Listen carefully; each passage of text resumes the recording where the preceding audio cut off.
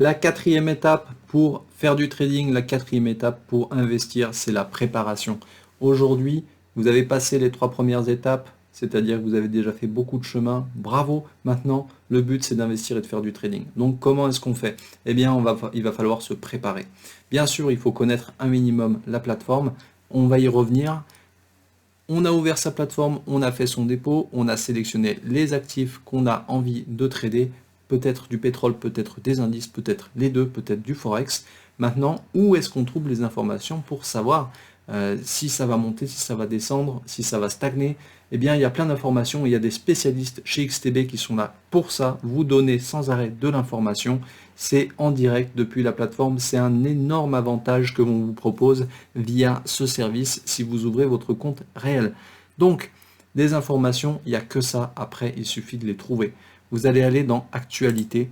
Dans Actualité, vous allez avoir accès à des tas d'analyses très sérieuses qui vont vous dire ce qui se passe, pourquoi ça monte, pourquoi ça descend, si ça risque de monter, ça risque de descendre, et à peu près surtout de l'or, du pétrole, du CAC 40, du DAX, ça peut être du gaz naturel. On voit ici les 17h à 17h21, le gaz naturel a perdu plus de 2%. On va vous dire pourquoi et on va vous apprendre à le faire pour que vous puissiez le faire tout seul.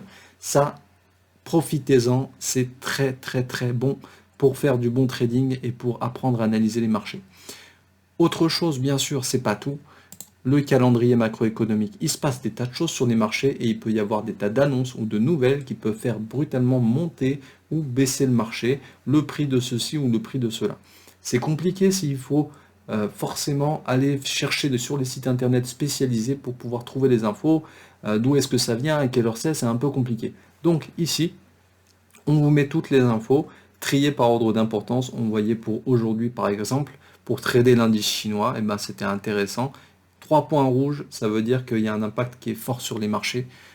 Autrement, ça sera un point vert par exemple, et à ce moment-là, ça sera un effet plutôt léger sur le marché, un impact faible. Vous avez ici par exemple la possibilité de voir toute la semaine ce qui va se passer et à quelle heure. C'est ça qui est intéressant, profiter des horaires où on vous met une annonce, je ne sais pas, sur le CAC 40, sur le pétrole, pour pouvoir trader dessus au bon moment. Ça peut être au moment de l'annonce, ça peut être un peu avant ou ça peut être un peu après. Peu importe, ça dépend du style de trading, mais en tout cas, il y a du mouvement quand il y a une annonce, et s'il y a du mouvement, il y a forcément des opportunités, soit à l'achat, soit à la vente. Regardez ça de très près, croyez-moi, ça va vous servir et ça va vous faire gagner beaucoup de temps. On continue parce que c'est pas tout. Vous avez ici la rubrique analyse de marché, et là vous avez le sentiment en direct de ce qui se passe au niveau des autres traders XTB. Ici, sur l'euro-dollar, vous voyez, il y a 57,8% de vendeurs. En rouge, c'est vendeurs. En vert, c'est acheteurs. Il n'y a pas de doute.